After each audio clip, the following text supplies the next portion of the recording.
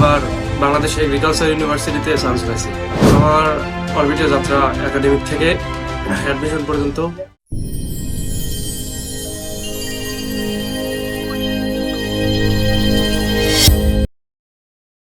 High Maidul, কেমন আছো? আলহামদুলিল্লাহ, অনেক ভালো আছি ভাই। কোথায় চান্স পাইলা? আমি এবার বাংলাদেশ এগ্রিকালচার ইউনিভার্সিটিতে চান্স পাইছি। কোন সাবজেক্টে? Veterinary science and animal husbandry. আচ্ছা আচ্ছা, ওকে। আচ্ছা বলো, তোমার সাথে অরবিটে যাত্রা কবে থেকে? আমার অরবিটে যাত্রা একাডেমিক থেকে অ্যাডমিশন পর্যন্ত। আচ্ছা, ওকে। তুমি তো মেডিকেল কোচিং করছিলা, তাই না?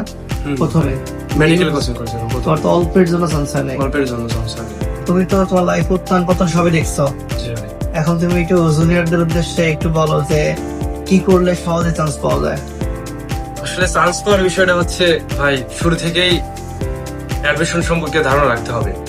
এমনকি মূল বইগুলো ফোকাস করতে হবে, মূল বই বেশি ভালো করে পড়তে হবে, লাইনগুলো লাইন বাই লাইন পড়তে হবে, আর ভাইরা যেগুলো বলে সেই গাইডলাইন ফলো করতে হবে।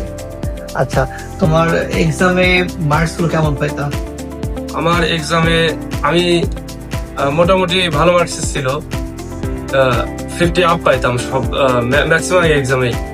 আচ্ছা আচ্ছা আচ্ছা, তুমি আমাকে এটা বলো যে মেডিকেলের চান্স না পাওয়ার একটা কারণ বলো। চেষ্টা করছিলাম, আসলে ভাই লাক ছিল না, এজন্য হয় নাই। অনেকটাই চেষ্টা করছিলাম।